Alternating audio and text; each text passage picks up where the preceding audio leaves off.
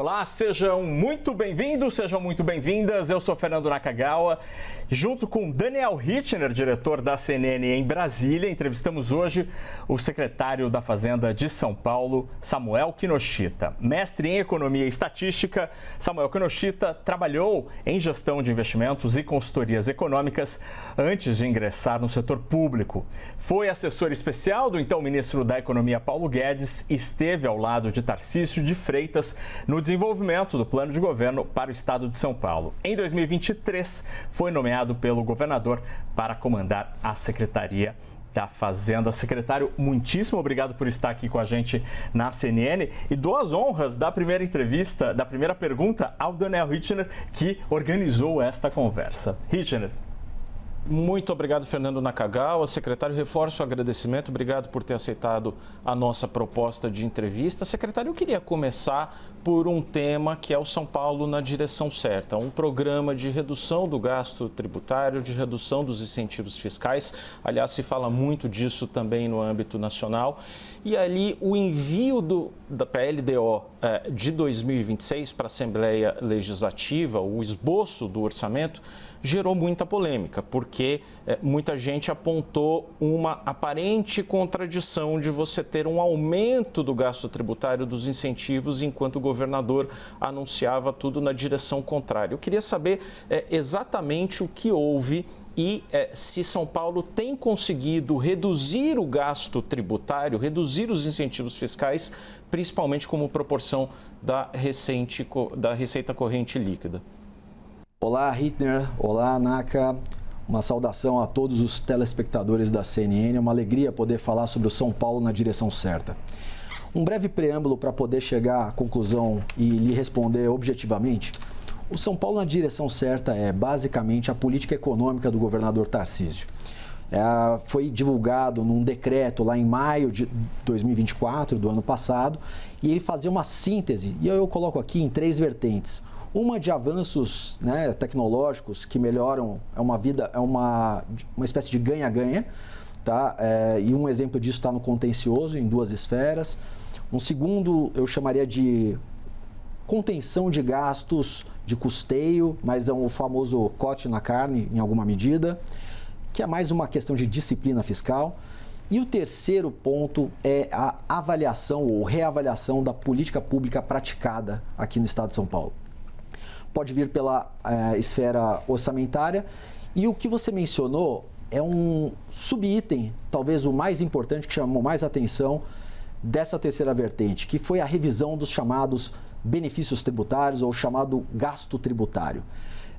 Ao longo de 2024, aqui no estado de São Paulo, sob a liderança modernizante, essa visão reformista do governador Tarcísio, a Secretaria da Fazenda promoveu uma revisão completa de todos os seus benefícios tributários. 263 benefícios tributários foram analisados, um a um, através de uma estrutura de processamento muito técnica, muito competente, feito pelos auditores fiscais aqui do estado de São Paulo. Nós averiguamos um a um aquele mérito, ou seja, qual o objetivo, a meta, como que ele vem atingindo determinado objetivo de política pública. Pode ser um objetivo social, médico, saúde ou de competitividade da indústria paulista, por exemplo. Natural, são múltiplos os objetivos. E ao fim desse processo, da análise dos 263 benefícios tributários, artigos constantes do regulamento, 84 deles foram cortados, 17 deles passaram por ajuste. Só pela, digamos, limpeza do regulamento, a melhoria do arcabouço de tributação aqui no estado de São Paulo, já seria um grande avanço, por si só, porque você está simplificando, diminuindo a complexidade. E aí é que entra a pergunta do Hittner, porque houve uma certa, digamos, um debate ou uma percepção equivocada inicial acerca da efetividade da diminuição da estimativa de renúncia, que é o que você mencionou, constante das propostas de leis de diretrizes orçamentárias, comparando 26, que acabamos de submeter, com a do ano passado. Qual que é o problema de você comparar os montantes em valores nominais entre 2 peças diferentes, né? A peça submetida ano passado e a peça submetida agora para o ano de 2026. Basicamente, dois problemas. O primeiro deles é que as receitas do ICMS, a arrecadação, subiu bem mais do que o esperado inicialmente. Então, por essa base defasada, você já tem uma diferença muito substancial ao comparar os valores de estimativa, porque eles normalmente estão correlacionados com a arrecadação do ICMS, por construção.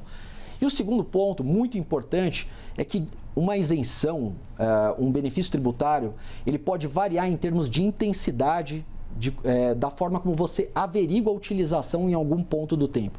Para você confeccionar uma peça do ano de 25 e outra em 2026, por necessidade em questão informacional, você tem que ir na base para checar qual foi a utilização daquele benefício. O problema é que quando a gente checa a diferença entre o ano referente de 2025 para 2026, alguns benefícios tiveram um aumento muito substancial, não derivado da política tributária ou política econômica aqui do Estado de São Paulo, mas sim de alterações de listas de medicamentos que são aprovadas em convênios nacionais chamados de convênios CONFAS, onde você dá essa autorização e os estados, a miúde, simplesmente implementam aquelas listagens de medicamentos. E eu destaco dois deles, tá? Tem um convênio que é implementado aqui através de decreto também, voltado ao tratamento, medicamentos voltados ao tratamento de pessoas com câncer, e o outro para AIDS. Eles tiveram um aumento muito substancial. Isso é o valor nominal, certo? Mas assim, se a gente compara como proporção do ICMS arrecadado ou da receita corrente líquida, o que a gente encontra? Excelente, Hittner, é exatamente isso. A melhor forma de você averiguar é a forma relativa. Ou você usa uma perspectiva do ano inicial, de 2025, ou de 2026, ou, como está se querendo fazer uma comparação, você faz de maneira relativa. Quando a gente olha de maneira relativa, o gasto tributário, ou seja, os benefícios de ICMS sobre o arrecadado de ICMS, teve uma diminuição após esse processo do São Paulo na direção certa, de aproximadamente 4 pontos percentuais. Sai de uma relação de 34, mais ou menos, 34 e pouco, para 30 e pouco. Então, a gente está falando de uma redução dessa relação muito substancial. Quando a gente compara com relação à estimativa de renúncia do ano de 2025, a gente está falando de algo como 9,5, quase 10 bilhões de reais. É algo como 14% da estimativa de renúncia daquele ano base que se olhou. Então, secretário, o efeito líquido dessas duas setas que apontam em direções contrárias, que uma foi a revisão em números bastante expressivos, você mencionou, né? 84 programas foram cortados dos 263, isso é uma decisão administrativa do Estado, que vai na direção do corte de gastos tributários. Por outro lado, o Estado passivamente ele foi afetado por uma decisão do CONFAS, o senhor faz parte do CONFAS, mas uma decisão que acabou ampliando o rol de medicamentos que tem algum tipo de tratamento diferente, isso jogou na direção contrária. O senhor está dizendo que o efeito líquido disso é uma redução do gasto tributário em 26. Exatamente isso, Naka. Eu vou até um ponto inicial que você mencionou. De fato, eu represento o Estado de São Paulo nas reuniões do CONFAS, mas os anos base que fazem referência aqui a esse aumento expressivo nas listas dos medicamentos foi na virada de 22 para 23, porque a gente tem uma defasagem informacional de 2 anos para confeccionar as peças, tá? Então, eu não estava presente no final de 2022 quando foi feita essa revisão. Mas esse é um ponto importante. Eu acho que toda política pública precisa passar por um processo de reavaliação, de revisão. E mesmo no CONFAS, ainda que nós sejamos economistas, advogados públicos, engenheiros, mas é importante que o insumo que também normalmente vem do Ministério da Saúde ou da Anvisa sugerindo algum acréscimo às listas, também passe por um processo de revisão. Mas, ao fim e ao cabo, o processo rotineiro que costuma ser feito é que esses convênios CONFAS, sob provocação de ofícios do Ministério da Saúde, eles são internalizados nos estados como um todo, através do CONFAS. Ainda nesse assunto da renúncia tributária, do gasto tributário, secretário, eu queria ouvir um pouco do senhor sobre esse esforço de redução aí de quase uma centena de ações. Porque, aparentemente, pelo menos em número de itens ali do quadro de benefícios tributários, os senhores conseguiram lograr êxito aí no esforço de passar a tesoura no gasto tributário. Eu queria entender do ponto de vista da construção política disso, de como foi possível. Por que eu pergunto isso? Porque hoje, na esfera federal, a gente passa pelo mesmo debate. Debate, aliás, que o ex-ministro Paulo Guedes tentou avançar e não conseguiu por resistência do Congresso Nacional. Como se constrói politicamente um entendimento, uma compreensão de que é preciso revisar esse tipo de gasto tributário? Essa talvez seja a boa notícia, Naka. Na minha opinião, a formação, a consolidação de um consenso de opinião pública, ou pelo menos da opinião pública, digamos, mais esclarecida, ele se processa ao longo do tempo. A gente viu episódios, eu acompanhava isso inicialmente de fora, depois do governo federal, no caso da reforma previdenciária, por exemplo. E esse é um papel importante, inclusive, da imprensa, de reverberar, de conseguir processar e trazer para as pessoas. Esse processo ele vai amadurecendo. Existem as reformas que vão sendo amadurecidas ao longo do tempo. Eu acho que no governo federal, e precisamos ser bastante justos, quer dizer, são tributos diferentes, né? São, digamos, eles têm pegadas diferentes, esses tributos, pois bem, mas é um desejo antigo, na verdade, no nosso país, de vários economistas, vários policymakers, né, de vários gestores públicos, trabalhar, ou seja, reduzir o gasto tributário no Brasil. É difícil mesmo, já é muito difícil, é difícil em qualquer esfera. A gente tem alguns poucos episódios de redução com foco digamos, no aumento da arrecadação. Então, eram eventos, digamos, mais de cunho fiscal per se, tá? Por si mesmo, um intuito de arrecadar mais. Do que da política pública, né? E isso é importante entender para poder endereçar a sua pergunta. A sua pergunta é muito boa. A economia política do processo é muito importante. A economia política do processo. O que eu quero dizer com isso? Veja, estudar a história, ou ter participado dela em algum momento, daquilo que deu certo e daquilo que deu errado na construção de reformas como essa. Essa é uma espécie de reforma, uma mudança de paradigma, certo? Existem exemplos, como no caso do CEMAP, que acabou estudando uma série de programas e de benefícios e ele nunca efetivamente teve dente. Eu me refiro a isso desde o governo Temer, passando pelo Bolsonaro e agora no governo Lula também. A gente tem vários casos, na verdade, que nos indicam deficiências e que poderiam ser melhorados. E a gente trouxe isso para a configuração do nosso processo do São Paulo na direção certa. O que eu quero dizer com isso? Temas importantes que precisavam ser delineados. Primeiro, você tem que construir muito bem. No ano de 2023, a gente passou o ano inteiro construindo as bases, construindo os processos, montando realmente aquilo que a gente precisaria para poder fazer a análise no ano de 2024. Então, tem uma questão técnica. Tem uma segunda questão que é muito importante. O objetivo não era arrecadatório. O objetivo da revisão dos benefícios tributários era melhorar a qualidade da política pública, fazer um bom gasto. Porque quando você diminui desperdício, você pode aumentar investimentos. Você pode fazer o que é bom para a sociedade.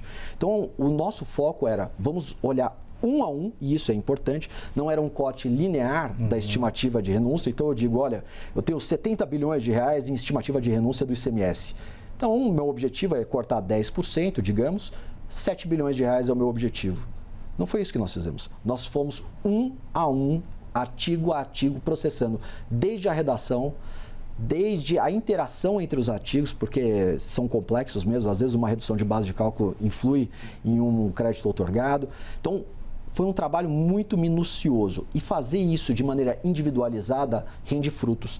Por quê? Porque quando você faz um corte linear da estimativa de renúncia, que é um viés mais arrecadatório, o que acontece? Se um benefício é bom e ele atinge um determinado objetivo social, você tirou 10% daquele benefício que está gerando resultado. Se aquele benefício é ruim e não está gerando resultado, você só tirou 10%, você deveria ter tirado tudo. Então, o corte linear, ele é uma questão até de pessoas inteligentes e educadas conseguem processar muito bem o argumento. Você tem que ir de maneira minuciosa, passando um a um os artigos, estudando de trás para frente, com muita competência, com muita técnica. Esse é o primeiro ponto. Então, o objetivo não era arrecadatório per se, mas a gente sabia que a arrecadação adviria disso, porque a gente tem um estoque muito pronunciado, uma boa arrecadação deve vir disso, ou pelo menos uma diminuição expressiva da estimativa de renúncia, que também não é a mesma coisa que expectativa de arrecadação, a gente pode conversar um pouco sobre isso. Essa é a primeira coisa. proceder de maneira muito minuciosa, com muito preparo técnico. E a Secretaria da Fazenda, através dos auditores fiscais do Estado de São Paulo, preparou isso tudo. Então a gente teve, na verdade, em São Paulo, para falar, além dessa economia política, de olhar um a um, de saber aquilo que é o mais, digamos, premente do ponto de vista de política pública, a gente teve uma espécie de alinhamento de estrelas. Isso é muito legal de falar. Claro que a carreira dos auditores é muito boa e preparou isso, eu, de alguma maneira, dei as diretrizes. Mas a gente teve duas sortes. A primeira sorte é que o nosso controle externo local, o TCE de São Paulo, ele é muito qualificado. Então, tem técnicos muito bons, e os conselheiros também são muito bons, e eles vinham jogando luz sobre o tema benefícios tributários e a necessidade de fazer essa avaliação. Então, ao longo dos últimos anos, até, digamos, pressionado por essa cobrança do controle externo, fomos preparando essas bases, preparando o arcabouço. E, digamos, essa constelação, né, esse alinhamento de estrelas se completou com a chegada do governador. Eu sou viesado para dizer isso, mas o governador verdadeiramente reformista que bancou, né, que foi arrojado e bancou uma transformação de política pública que é, na minha opinião, inédita no nosso país. Corte de benefício tributário a gente já teve, mas corte com viés arrecadatório, revisão, reavaliação econômica da política pública praticada, acho que foi a primeira. Secretário, o senhor participou da gestão de Paulo Guedes no Ministério da Economia e, naquele momento, sempre que se anunciava um resultado maior da economia, resultado do PIB, por exemplo, o governo João Dória, em São Paulo, que era um rival político de Jair Bolsonaro naquele tempo, ia para a imprensa para dizer mais ou menos o seguinte: aqui em São Paulo o PIB cresceu mais e os resultados são melhores. A gente transpondo esse exercício para 4 anos depois, em que Lula e Tarcísio de Freitas também são rivais políticos, que números que São Paulo apresenta em termos de crescimento da economia e em termos de política fiscal? Que números que Tarcísio de Freitas pegou em 2023 e entregará ao fim de 2026? Hitner, para responder com base a sua pergunta, eu vou explicar um pouco do porquê do São Paulo na direção certa. São Paulo na direção certa, ele é baseado numa visão, num entendimento. O entendimento de que o processo orçamentário brasileiro vem comprimindo os investimentos públicos. Né? A expansão paulatina dos gastos obrigatórios vem comprimindo, né, os gastos, basicamente com investimentos. Tá? Eu não vou ser extremamente técnico aqui. Mas essa compressão, e no patamar que a gente se encontra hoje, é muito provável que o benefício social marginal, né, de uma unidade a mais de investimento público, ou do bom investimento, da boa carteira do governador Tarcísio, que sempre foi conhecido por ser um grande gestor na área de infraestrutura ampla, inclusive, ele certamente tem um retorno social marginal significativo, né? Está num patamar que foi comprimido. Então, para endereçar essa compressão, para abrir espaço, o que a gente precisa fazer é eliminar desperdícios. Eliminar desperdícios é o foco do São Paulo na direção certa. Quando você comprime esses desperdícios, você abre espaço para fazer a boa política pública, os investimentos públicos que têm alto retorno social, como você vê na grande carteira do governador Tarcísio. E aí o ponto que você fala de comparação e as esferas em finanças públicas na União com os estados não é diretamente comparável, né? Até pela questão da possibilidade de emissão de dívida, são esferas realmente diferentes. Com instrumentos diferentes, mas o que eu posso dizer, com base nessa primeira, no que eu acabo de dizer com relação ao endereçamento que foi dado pelo São Paulo na direção certa, que é abrir espaço para o bom gasto público, eliminando o desperdício, é que de fato, nós logramos êxito, nós tivemos êxito aqui em São Paulo. Veja, no primeiro ano da administração do governador Tarcísio, nós fizemos basicamente o triplo do investimento do primeiro ano da gestão anterior.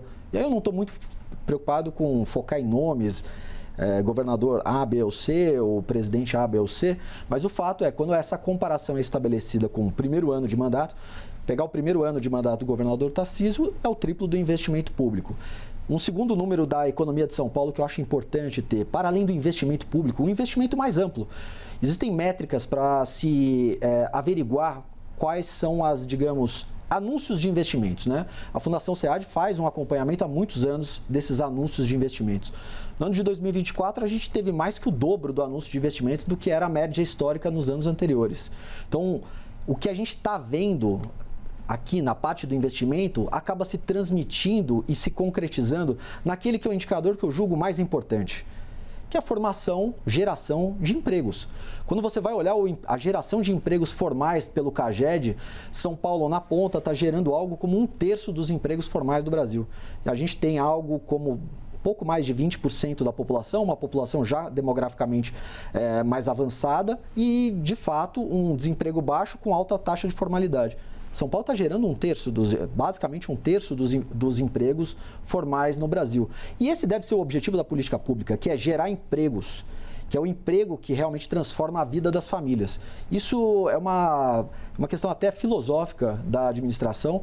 Então, você veja como aquela gestão fiscal, econômica, que é o São Paulo na direção certa e seus instrumentos, se transmite através de investimentos públicos, privados e chega no que interessa, que é a geração de empregos para as famílias no estado de São Paulo. Secretário, sobre as contas públicas e sobre gastos, olhando o outro lado dessa história, no fim de semana eu li o boletim anual do governo de São Paulo e fui olhar de fato os números, né, antes da conversa com o senhor. Me chamou muito a atenção a linha, por exemplo, a rubrica de pessoal e encargos sociais do governo do estado, que somou 134 bilhões de reais no ano passado, um aumento real de 4,2%. Olhando a mesma rubrica no Tesouro Nacional, o senhor disse várias vezes aqui que não são comparáveis os números, mas me parece a natureza ser muito parecida. O governo federal, o Tesouro Nacional, teve uma queda real de 3,2%. Por que o governo do estado de São Paulo, apesar do discurso fiscalista, está gastando 4% mais acima da inflação com o pessoal? O que está acontecendo? Referente ao ano de 2024, você está dizendo. Veja, fazer essa comparação com o governo federal, a União, realmente não é uma boa comparação, porque, primeiro, são estruturas muito diferentes de processamento. Veja, você tem uma quantidade de folha aqui. Segurança pública, você tem as polícias aqui em São Paulo, que é muito numeroso. A educação, que também, diferentemente do que ocorre no plano federal, ela tem um número muito grande, né, de servidores, de trabalhadores, né, de colaboradores. Então, você tem folhas muito díspares. O mais adequado, caso você queira empreender numa comparação, é uma comparação dos estados comparados, na verdade, entre si, porque esses têm uma estrutura mais próxima. Sim. E, idealmente, até numa estrutura demográfica mais próxima também. Eu diria que São Paulo se compara, talvez, demograficamente, talvez com Rio Grande do Sul, Minas Gerais, Rio de Janeiro. E quando a gente vê essa comparação se estabelece de maneira benigna para São Paulo, né? A relação de gastos com o pessoal, como um percentual, se você quiser, da RCL, em São Paulo é bem inferior ao dos pares. Os pares sendo os estados mais próximos demograficamente ao nosso estado em termos de desenvolvimento.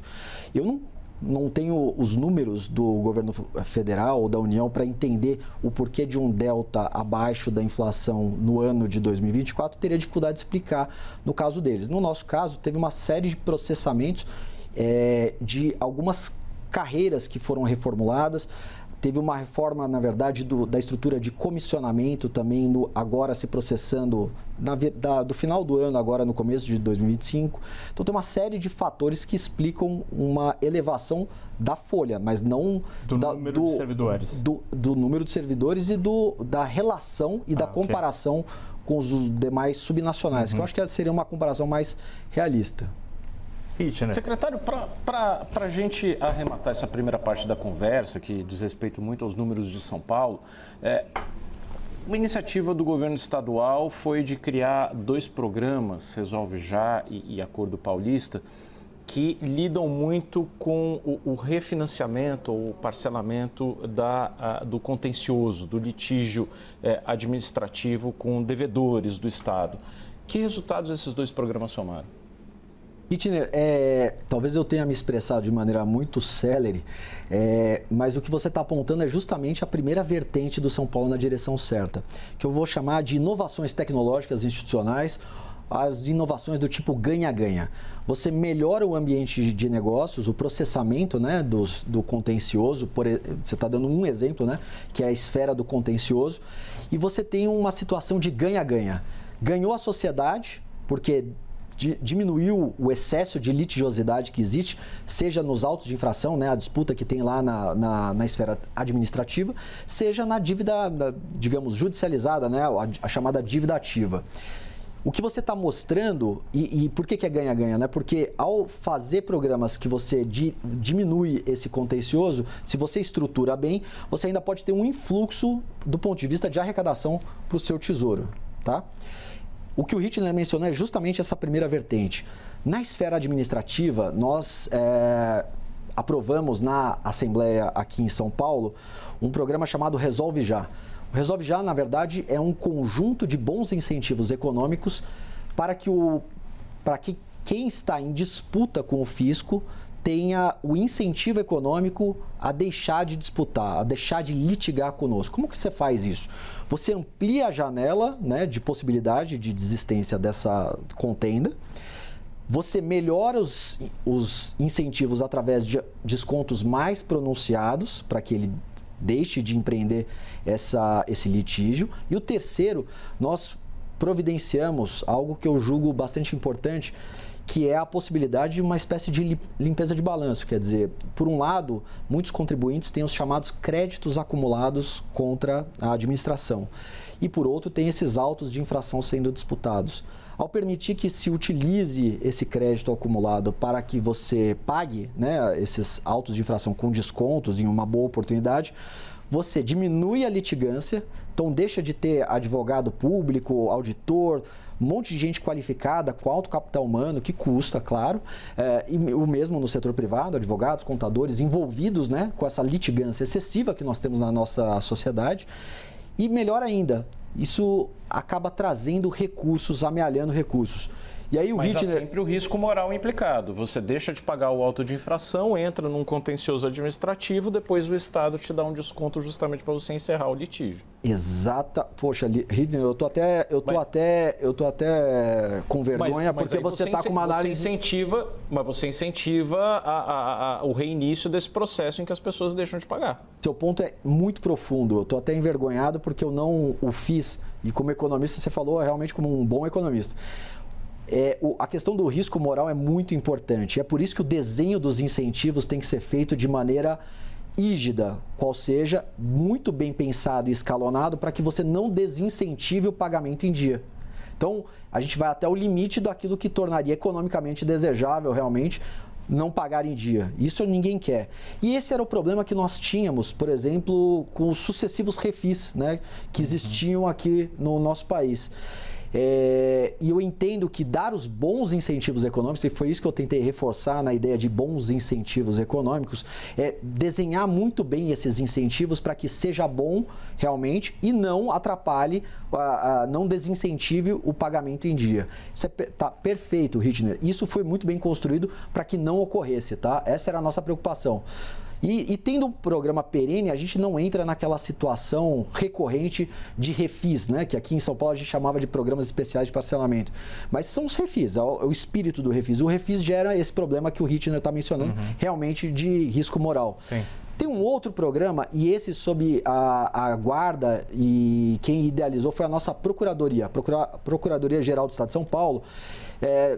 E isso eu posso dizer porque eu fui testemunha, eu e o secretário executivo Rogério Campos, que é da carreira da PGFN, quando nós estávamos lá no Ministério da Economia em 2019, e desde então, a gente viu o avanço do mecanismo, do instrumento da chamada transação tributária. A PGFN teve uma escala, né, avançou muito na questão, na utilização da transação tributária, de forma a diminuir o estoque da dívida ativa e gerar o ingresso de recursos também.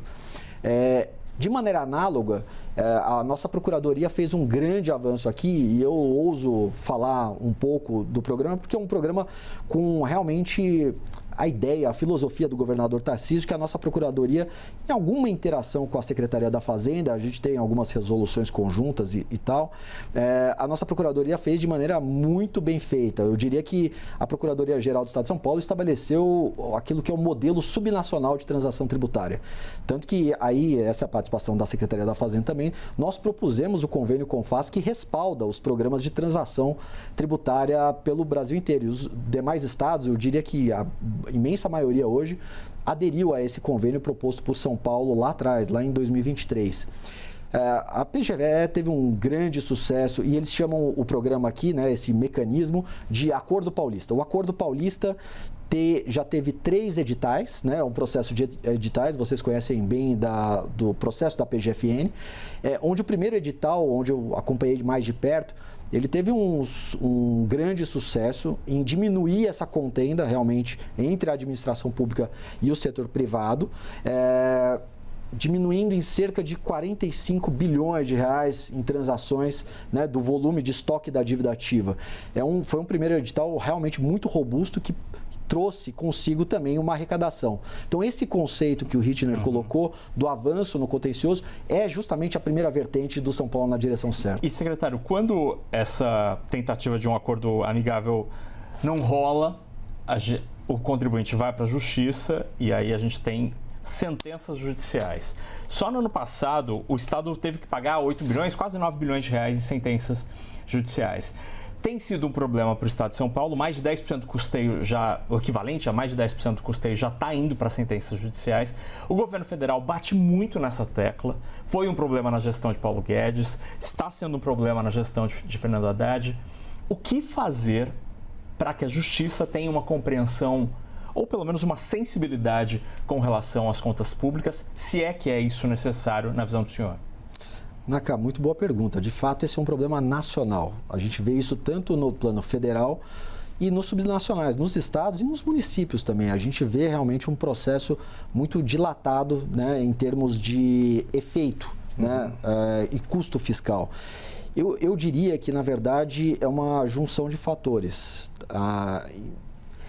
Se você for analisar, na verdade, eu acho que sim, o judiciário tem que fazer um avanço. E eu diria que vários desses colegas que trabalham na fronteira, né, da microeconomia com o direito, certamente podem ajudar muito digamos, a estruturar o raciocínio com um viés que se costuma chamar na área econômica de Law and Economics, né? Que é a ideia de você trazer o arcabouço, né? Trazer a forma de se pensar do microeconomista, né? Do economista, e mostrar para os operadores do direito as consequências realmente que podem ficar bastante dilatadas, como você colocou. Eu vejo algum esforço nesse sentido, se eu não me engano, hoje o ministro, né, hoje presidente do CNJ, o ministro Barroso, tem proximidade com alguns economistas desse perfil e está tentando estruturar e avançar nesse sentido, mas de fato é algo que certamente o judiciário pode promover um avanço, digamos, de ganho técnico, de cunho técnico. E eu diria que também as administrações podem fazer um avanço. Eu diria que a gente tem que buscar a gênese desse excesso de judicialização, porque é exatamente o que você colocou. De alguma maneira, esses programas que nós criamos, eles endereçam o estoque do contencioso, né? E a gente dá bons mecanismos econômicos para diminuir o contencioso, gerar arrecadação, tudo ótimo. Mas nós temos que entrar na gênese, né? Como que é a formação disso? E uma boa parte dessas disputas tem caráter alimentar, né? Algum erro ou incorreção da área de recursos humanos, das secretarias de gestão, por exemplo, Ministério de Gestão, que é o processamento. Fazer bem feito pode custar um pouco mais no curto prazo e pode, na verdade, custar muito menos ao longo do tempo. E a gente está fazendo um grande esforço aqui no Estado de São Paulo de melhoria dos cadastros. A Secretaria de Gestão do Estado de São Paulo está fazendo um grande avanço nesse sentido. A gente está falando muito de fiscal e de dívida pública, é impossível fugir do tema. O governo federal e o Congresso Nacional aprovaram recentemente um novo programa de refinanciamento das dívidas estaduais, o Propag. Esse programa já foi regulamentado. São Paulo vai aderir? Hittner, de fato, nós participamos ativamente das discussões, tínhamos vários pontos importantes durante todo esse processo colocados, seja para o presidente da casa, para o deputado, o relator desse projeto na Câmara, o doutor Luizinho, líder do PP. Então, figuras proeminentes da política e mesmo no Senado também tivemos bastante diálogo. Da forma como está hoje, e isso ainda precisamos fazer uma análise ainda mais, digamos, minuciosa com relação aos contornos do que está colocado no Propag, na própria lei aprovada, mas também na sua regulamentação. Não é evidente que São Paulo se beneficiaria da adesão nos termos que está hoje o programa. Na verdade, alguns pontos ali precisam ainda ser, digamos, a gente precisa dirimir algumas dúvidas para, de alguma forma, afirmar por um caminho ou por outro. Então, tem um ponto que foi muito... Não, a decisão não é certa, mas existe uma inclinação, assim, eu diria que ao analisar os termos da forma como se lê, ou pelo menos da forma como lemos, a regulamentação do Propag, a gente pode acarretar em um benefício, digamos, num prazo mais distante, mas em consequências possivelmente negativas de prazo mais curto. Então, a gente pode ter uma necessidade de implicar em gastos mais elevados no curto prazo do que imaginado. E isso é indesejado, por óbvio, né? Todos sabem do grau de rigidez do orçamento brasileiro, e São Paulo não é diferente, né? O processo orçamentário como um todo brasileiro, ele tem essa característica de rigidez, né? E de alguma maneira, fazer uma renegociação da dívida contratualizada, na qual os termos podem te indicar um desconforto, né, talvez uma necessidade de um aumento de gasto no curto prazo, não é desejável. Mas ainda estamos no processo, Hittner. Eu diria que alguns dos vetos presidenciais não ajudaram nesse sentido, mas perceba que esse processo realmente de estudo do que efetivamente estão dizendo os textos, né, a regulamentação em específico, ainda não foi concluído. Eu estou me adiantando, mas é uma inclinação e um viés que eu abro aqui com os senhores. Secretário, o senhor mencionou em termos conceituais, vários esforços que o senhor e o governo do Estado têm feito para melhorar a situação financeira do Estado. Então, o senhor mencionou muito a questão dos gastos tributários, da eficiência dos programas de política pública, a tentativa de uma redução do litígio tributário, demonstrou a preocupação com os precatórios, as decisões judiciais. São todos itens que, curiosamente, coincidem com a pauta da equipe econômica na esfera federal. Mas a equipe federal tem tido dificuldade em apresentar resultados mais positivos. Na visão do senhor, que já ocupou uma cadeira importante dentro do Ministério da Economia, no que o governo federal está falhando? Eu preciso fazer um apontamento. Eu não tinha nenhuma cadeira importante, não. Eu era um mero assessor especial do ministro Paulo Guedes, com muito orgulho. Acho que ele foi um ótimo ministro para o nosso país. O segundo apontamento que é importante, né? Nós somos brasileiros. Eu realmente torço pelo meu país sempre. Independente de ter uma opinião ligeiramente diferente ou mais pronunciada, né, nessa diferença, eu sempre torço realmente pelo meu país. Eu acho que é muito importante o trabalho que é desenvolvido no Ministério da Fazenda e, como você mesmo apontou, eu sei muito bem das dificuldades ali da cadeira. Então, eu torço muito para que o ministro consiga proceder com uma boa agenda. E a opinião de uma divergência com relação à política A, B ou C, ou variações de políticas, eu procuro não estressar, eu procuro, na verdade, buscar um consenso nesse sentido. Pode falar. 2027, aí já é outro governo. 2027 vai ser fatal. Teremos que rever o arcabouço fiscal, as regras atuais? Hittner, eu acho que para chegar lá eu vou passar só terminar o argumento que eu concluiria com o Nakagawa. Veja, eu acho o seguinte, Existem divergências, sim. Algumas proximidades. Acho que o ministro vem falando sobre a questão da necessidade de revisão de benefícios tributários. Eu acho que também nós falamos desde o início desse processo e divulgávamos.